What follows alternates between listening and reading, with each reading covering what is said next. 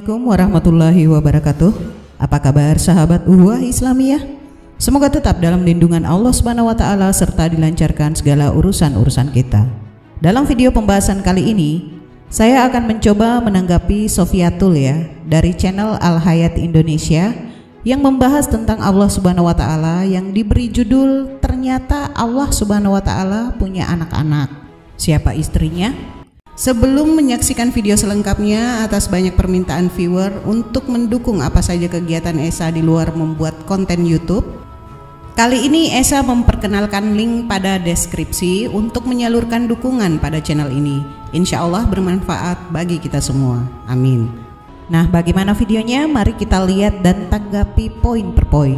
Check it out.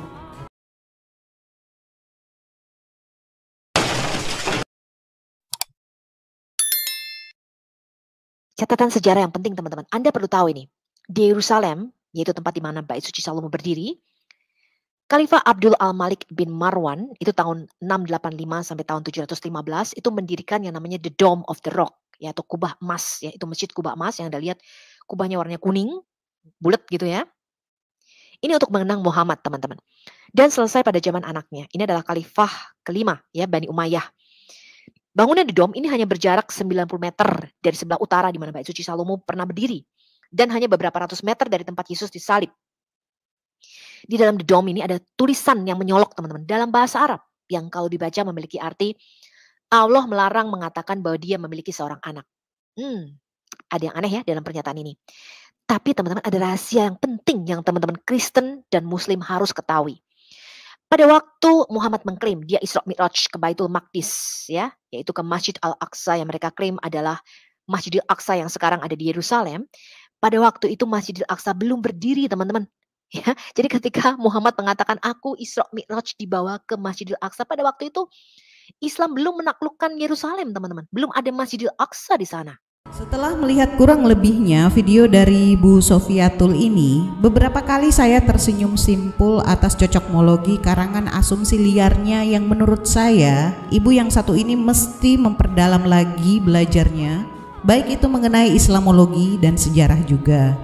Nah, Ibu Sofiatul mengatakan bahwa pada saat Rasulullah Shallallahu Alaihi Wasallam melakukan Isra Mi'raj, Masjid Al-Aqsa belum ada alias belum dibangun. Dapat ilmu sejarah dari mana, Bu? Banyak yang mengira jika Masjid Al-Aqsa hanya terdiri dari satu bangunan. Tempat tersebut sebenarnya adalah sebuah kompleks yang di dalamnya terdiri dari 4 masjid. Masjid itu yakni Masjid Qibli, Masjid Buraq, Masjid Marwani, dan Kubah Batu atau Dome of the Rock. Kompleks yang lebih luas sebagai tempat Al-Aqsa dinamakan Al-Haram Asy-Syarif atau tempat suci yang mulia. Ini merujuk pada suatu area yang luas. Belum paham Bu Sofiatul? Oke, saya ulang lagi. Di situs ini sebenarnya ada beberapa masjid. Di sebelah selatan ada masjid yang dikenal dengan nama Masjid Qibli. Sebutan untuk situs yang paling dekat dengan kiblat. Masjid lainnya adalah Masjid Buraq, Masjid Marwani, dan lainnya.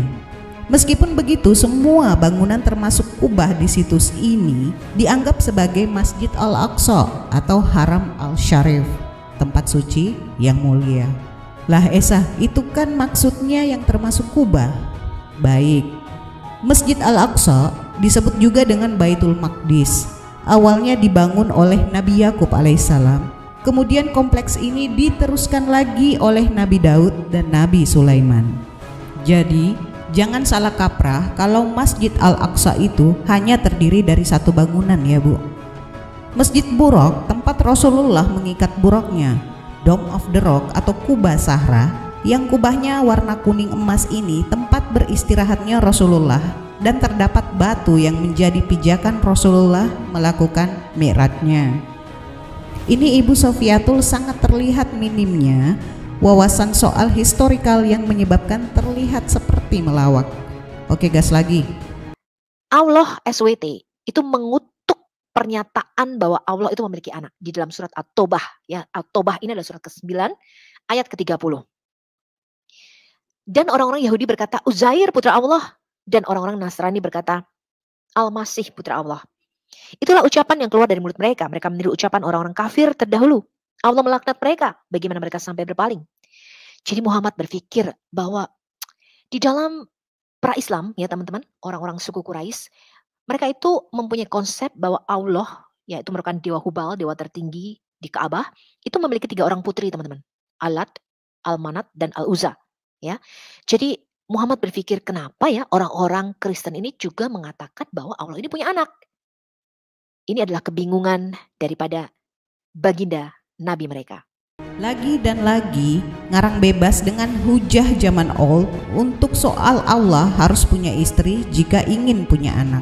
Ibu Sofiatul dapat referensi dari mana kalau Nabi Muhammad kebingungan tentang konsep berhala Hubal memiliki 3 putri kemudian dikaitkan dengan konsep Kristen.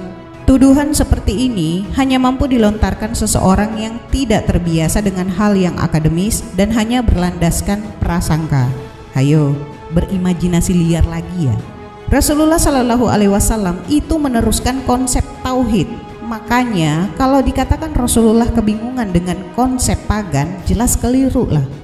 Makanya saat Rasulullah dari Madinah menuju ke Mekah, dia langsung memimpin untuk menghancurkan kemusyrikan, khususnya dengan menghancurkan patung-patung berhala yang ada di sekitar Ka'bah dan juga lukisan serta gambar yang ada di dinding-dinding Ka'bah yang biasa dipergunakan umat pagan. Inilah peristiwa yang kita kenal dengan Fatu Makkah. Saran Esa untuk ibu yang satu ini, perbanyaklah makan sayuran dan protein yang baik agar gizi tercukupi sehingga dapat meninggalkan imajinasi film kartun untuk membahas hal yang bersifat akademis. Oke, lanjut lagi. Di sini kita harus berpikir, teman-teman. Ada satu hal penting yang harus dijawab. Siapakah Allah ini di dalam Quran yang langsung mengutuk mereka yang percaya bahwa Yesus adalah anak Allah? Mungkinkah dia adalah Tuhan yang sama yang berbicara di dalam Alkitab? Jika Alkitab dan Al-Quran memiliki penulis yang sama, mengapa keduanya sangat jelas berbicara hal yang bertentangan? Jadi kalau ada 2 klaim yang bersamaan, ya, kemudian mengaku dari sumber yang satu dan yang sama, tetapi klaimnya ini bertentangan, maka yang pasti teman-teman, salah satu dari klaim ini adalah benar dan yang lain salah. Tidak mungkin kedua-duanya benar. Bisa jadi kedua-duanya salah, teman-teman, ya. Alkitab bisa salah, Al-Quran bisa salah. Tetapi tidak mungkin Alkitab dan Al-Quran benar secara bersamaan, sebab klaimnya sangat bertentangan. Nah, setelah melihat video dari penjelasan Ibu Sofiatul, benarkah Bapak sama dengan Allah Subhanahu wa Ta'ala?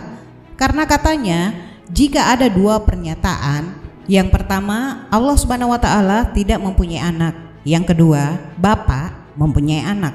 Nah, jika Allah Subhanahu wa Ta'ala sama dengan Bapa, maka pernyataan ini bertentangan. Tidak mungkin keduanya benar. Pasti salah satunya salah atau keduanya salah. Baik, mari kita uji kekonsistenan ibu yang satu ini. Dalam video pemaparan Ibu Sofiatul dalam bagian ini, dia hanya memaparkan ayat-ayat dalam Bible tentang penyebutan bukti Yesus sebagai anak Allah.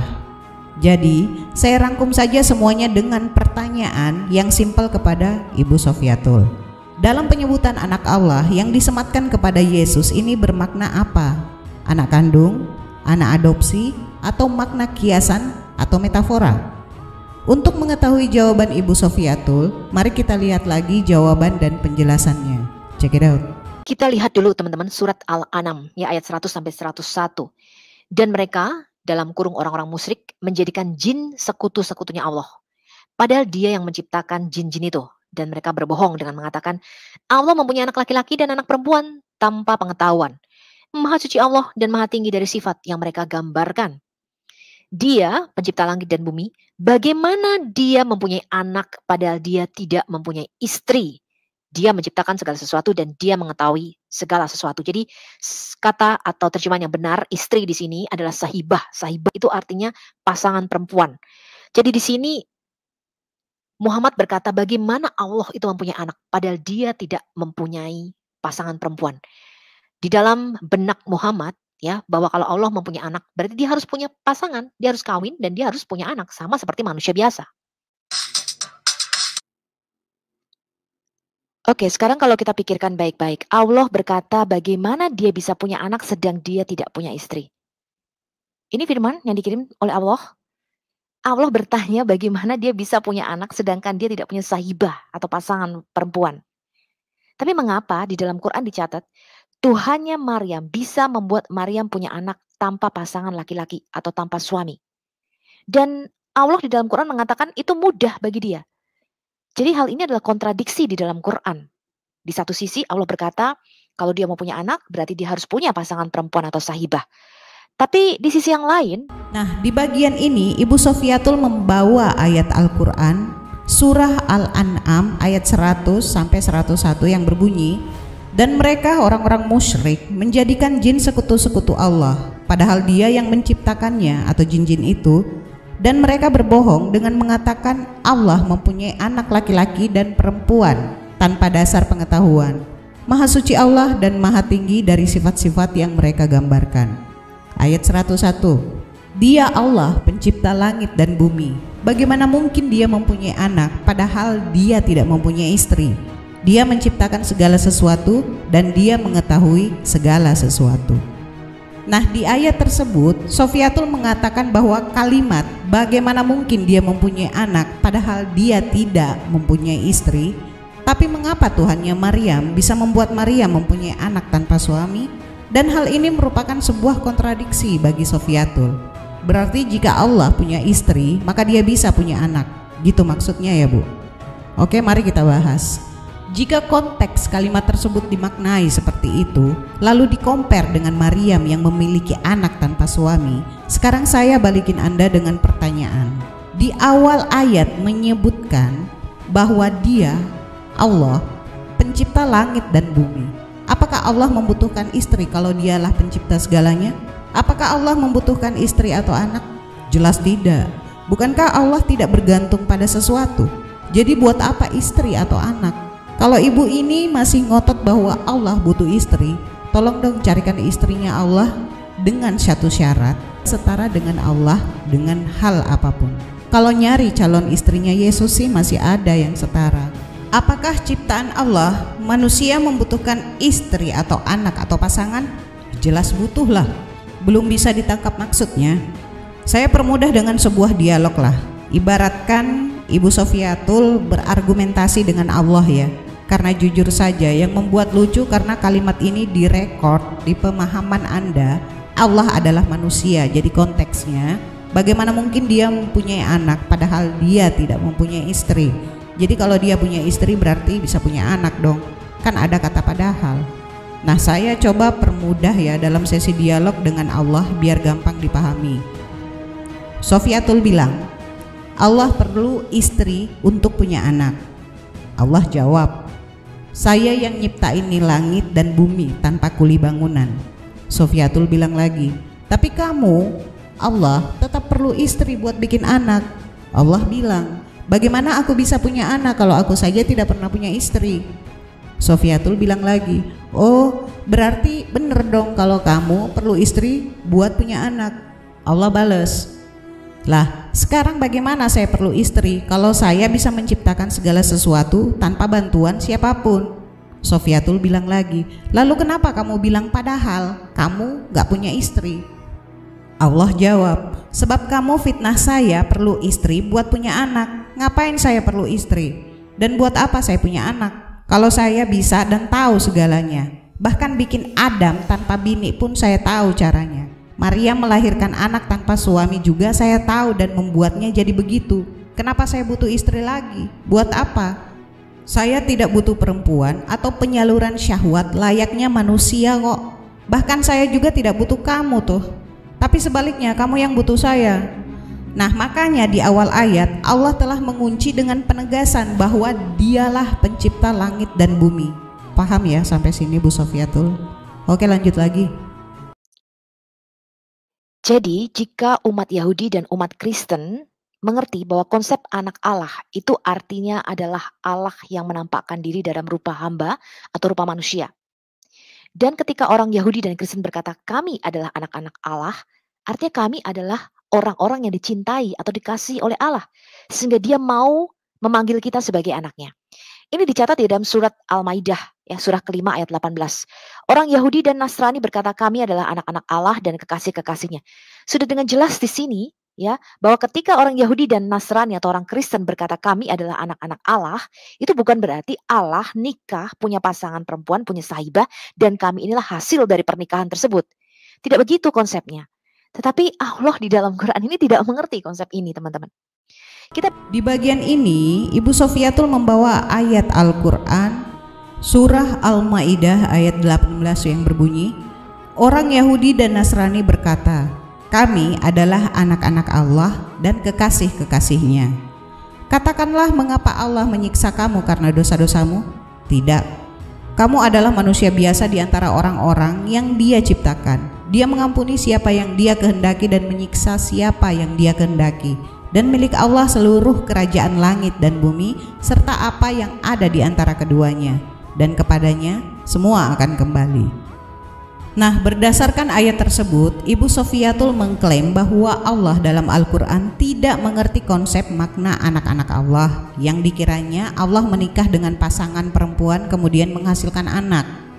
Lagi dan lagi Ibu Sofiatul ini menggunakan pemahaman melahirkan lelucon. Perlu saya tegaskan di sini bahwa dalam ayat tersebut yang ngomongkan orang-orang Yahudi dan Nasrani mengaku-ngaku dengan tata bahasanya bahwa mereka adalah anak Allah. Ibu perlu pelajari tata bahasa pada saat itu yang digunakan. Ya tentu berlaku zaman itu, dan yang perlu diketahui bahwa Al-Quran berlaku sepanjang zaman, sepanjang masa. Jadi tentu saja memakai tata bahasa yang luar biasa karena langsung bersumber pada Allah. Seharusnya ibu ini harus teliti. Benarkah istilah anak Allah berasal dari tata bahasa sang pencipta atau tata bahasa atau kultur yang berlaku pada zaman kitab itu disampaikan, sehingga dengan bergesernya zaman tata bahasa tersebut akan menimbulkan kerancuan dan polemik. Oke, lanjut lagi. Kita baca di Galatia 4 ayat 4-7. Kenapa kita disebut anak-anak Allah?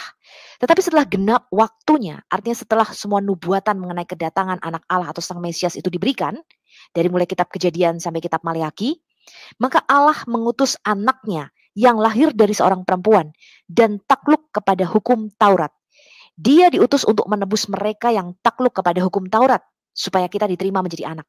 Jadi kita diadopsi di dalam keluarga kerajaan Allah karena iman kepada Yesus. Dan karena kamu adalah anak, maka Allah telah menyuruh roh anaknya ke dalam hati kita yang berseru, ya Aba, ya Bapa. Jadi kamu bukan lagi hamba, melainkan anak. Jadi kita ini bukan lagi hamba yang tidak tahu apa-apa, melainkan anak. Jikalau kamu anak, maka kamu juga adalah ahli waris Allah. Di Galatia 3 ayat 26 lebih jelas lagi dikatakan, sebab kamu semua, kita semua, ini adalah anak-anak Allah oleh karena iman di dalam Yesus Kristus. Jadi kita dicangkokkan di dalam keluarga kerajaan Allah dan kita disebut anaknya karena iman di dalam Yesus Kristus. Roma 8 ayat 15. Sebab kamu tidak menerima roh perbudakan yang membuat kamu menjadi takut lagi, tapi kamu menerima roh yang menjadikan kamu anak Allah. Oleh roh itu kita berseru, ya Aba, ya Bapa. Inilah sebabnya Muslim hidup di dalam roh perbudakan atau perhambaan. Roh ini membuat mereka takut dan tidak bisa berhubungan dengan Bapa. Muslim tidak punya hubungan pribadi dengan Allah Bapa. Itulah sebabnya mereka hidup di dalam perbudakan dan ketakutan seumur hidupnya. Siapa yang taat perintah Allah diberi reward, siapa melanggar diberi hukuman. Ini adalah roh agamawi. Di dalam Alkitab kita, ini adalah suatu kiasan atau perumpamaan mereka menamakan dirinya Hagarin atau keturunan Hagar atau Ismail, walaupun itu tidak bisa mereka buktikan. Jadi Muslim itu menjalankan ibadah keagamaan berdasarkan ketakutan akan hukuman Allah. Sebab neraka adalah jaminan Muslim, ya, sesuai dengan Quran surah Maryam. Ini adalah surah 19 ayat 71. Dan tidak ada seorang pun di antara kamu yang tidak mendatangi neraka. Hal itu bagi Tuhanmu adalah suatu ketentuan yang sudah ditetapkan. Muslim ketakutan akan penghakiman di akhirat. Ya, itulah sebabnya mereka mencari jalan keselamatan, ya, dengan membunuh orang-orang yang mereka anggap kafir supaya mereka masuk surga. Dalam video tersebut, Ibu Sofiatul menjawab pertanyaan saya mengenai sebutan anak Allah dalam Bible. Mereka disebut anak-anak Allah karena mereka diadopsi oleh kerajaan Allah. Ingat ya, jawabannya diadopsi, jadi sebagai anak adopsi. Pertanyaan saya kepada Sofiatul, penyebutan anak-anak Allah yang disematkan kepada umat Kristen yang mempunyai iman kepada Allah, apakah sama dengan penyebutan anak Allah kepada Yesus? Harus konsisten loh ya. Berarti dengan sendirinya Ibu Sofiatul mengakui bahwa seluruh umat Kristen yang mempunyai iman percaya setara dengan Yesus karena disebut sebagai anak Allah. Simple. Kemudian Sofiatul mengatakan lagi kalau umat Islam hidup dalam roh perbudakan dan perhambaan. Roh ini membuat mereka takut dan tidak bisa berhubungan dengan Bapa. Ngarang bebas lagi kan? Apakah umat Muslim sebagai hamba Allah? Jelas sebagai hamba Allah. Apakah Kristen bebas dari perhambaan karena telah disebut anak-anak Allah? Tunggu dulu, mari kita buktikan. Hamba ini termasuk apa saja sih? Abdi, pembantu, pengikut, pelayan, budak, dan lain-lain. Orang Kristen selalu menyebut diri mereka dengan pelayan Tuhan. Artinya apa? Artinya mereka adalah hamba Tuhan. Kalau begitu ya sama. Jadi klaim ngarang bebasnya Sofiatul mengena dirinya sendiri. Sungguh memprihatinkan.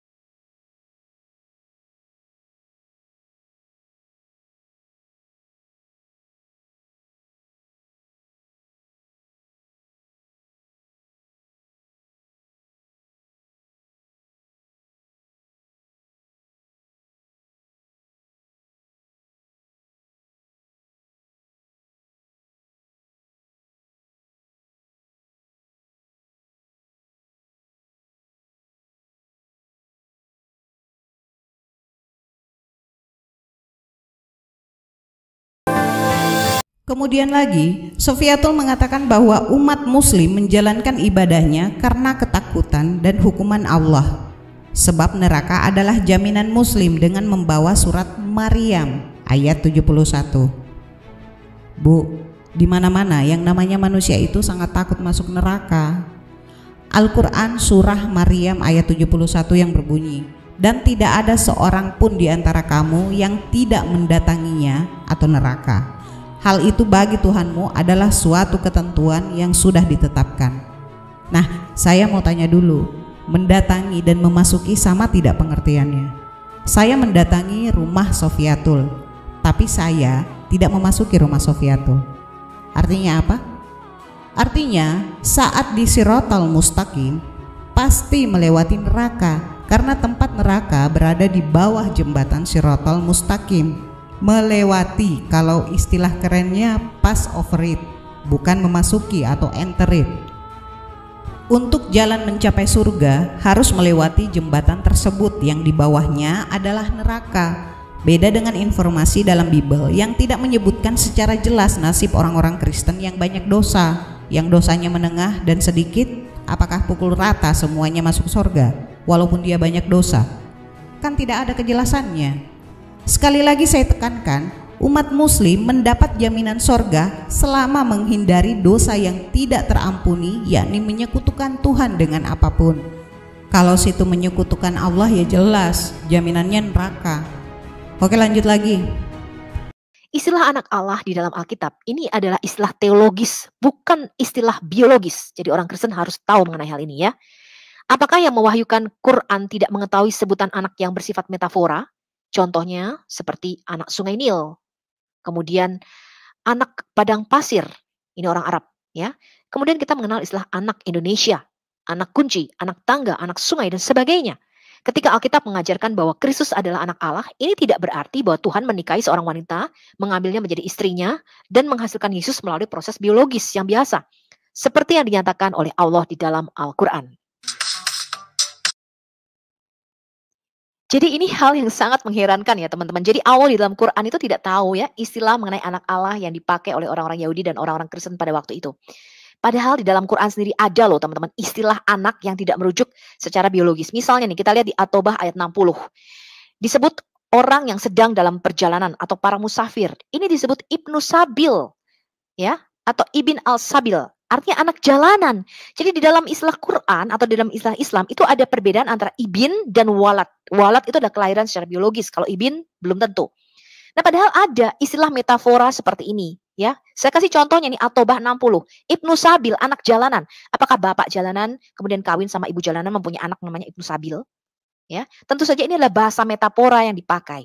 Nah, ketika Yesus mengklaim, aku adalah anak Allah, orang dalam bagian ini ternyata Ibu Sofiatul tidak memiliki kekonsistenan. Sekarang dia mengatakan bahwa istilah anak Allah dalam Bible merupakan metafora atau kiasan. Saya tanya lagi kalau begitu, apakah Yesus dan umat Kristen yang memiliki sebutan anak Allah termasuk metafora? Kalau begitu ya tetap sama kesetaraannya Yesus dengan yang lain. Kalau metafora, jangankan bukan secara biologi sebagai anak Allah, Yesus sebagai Allah pun juga bukan, karena dasar pemahaman yang bulat hanya karena memaknai anak Allah yang banyak disematkan oleh manusia. Bingung sendiri akhirnya. Kemudian Ibu Sofiatul membawa lagi istilah Ibnu Sabil yang diartikan sebagai anak jalanan, karena katanya ternyata dalam Al-Quran terdapat makna metafora juga. Ngakak sohat saya, soalnya diartikan kata per kata dan mengambil kesimpulan lucu. Kalau mau mengartikan kata per kata, tentu diartikan anak jalan. Mengapa diartikan anak jalanan? Karena ibu ini mungkin tahu bahwa sampai saat ini tidak ada namanya anak jalan merujuk pada manusia, sehingga dia menghindar dari konteks dari mana bahasa itu diambil, yakni dari bahasa Arab yang diadopsi Islam untuk konteks orang tertentu dengan keadaan tertentu juga. Ibnu Sabil adalah orang yang dalam perjalanan, atau Ibnu Sabil adalah orang asing yang tidak memiliki biaya untuk kembali ke tanah airnya. Golongan ini diberi zakat dengan syarat-syarat sebagai berikut. Yang pertama, sedang dalam perjalanan di luar lingkungan negeri tempat tinggalnya. Jika masih di lingkungan negeri tempat tinggalnya, lalu ia dalam keadaan membutuhkan, maka ia dianggap sebagai fakir atau miskin. Yang kedua, perjalanan tersebut tidak bertentangan dengan syariat Islam, sehingga pemberian zakat itu tidak menjadi bantuan untuk berbuat maksiat. Yang ketiga, pada saat itu ia tidak memiliki biaya untuk kembali ke negerinya, meskipun di negerinya sebagai orang kaya. Jika ia mempunyai piutang yang belum jatuh tempo, atau pada orang lain yang tidak diketahui keberadaannya, atau pada seseorang yang dalam kesulitan keuangan, atau pada orang yang mengingkari utangnya, maka semua itu tidak menghalanginya berhak menerima zakat. Jadi Ibnu Sabil ini adalah istilah khusus, bukan metafora. Ntar kalau pukul rata lagi, nanti preman atau begal yang sebagai anak jalanan dipanggil Ibnu Sabil lagi. Ini kan pemahaman lucu. Sangat-sangat banyak contoh di dalam Al-Quran yang menggunakan metafora dan makna keindahannya. Nantilah di lain waktu kita membahasnya lebih dalam. Jadi kesimpulannya adalah, konsep ketuhanan dalam Islam adalah tauhid. Tidak ada penjelmaan-penjelmaan jadi manusia, jadi matahari, dan lain sebagainya, apalagi disetarakan dengan ciptaannya. Tuhan yang menjelma jadi manusia adalah Tuhan yang kurang kerjaan. Dan untuk Ibu Sofiatul, Islamologinya dibenerin lagi lah. Kuncinya ada dalam surat Al-Ikhlas. Katakanlah Muhammad, dialah Allah yang Maha Esa. Allah tempat meminta segala sesuatu. Allah tidak beranak dan tidak pula diperanakan, dan tidak ada sesuatu yang setara dengan Dia. Jaga tauhid kita, jaga akidah kita. Saya rasa cukup ya. Dan nasihat untuk kali ini adalah, orang normal menghirup oksigen mengeluarkan karbon dioksida. Kalau orang bodoh menghirup oksigen mengeluarkan kesesatan. Saya akhiri pembahasan kali ini. Semoga ada hikmah dan pembelajaran yang bisa kita petik. Kurang lebihnya mohon dimaafkan. Akhir kata, Maha benar Allah dengan segala firman-Nya. Allahumma salli ala Sayyidina Muhammad. Wassalamualaikum warahmatullahi wabarakatuh.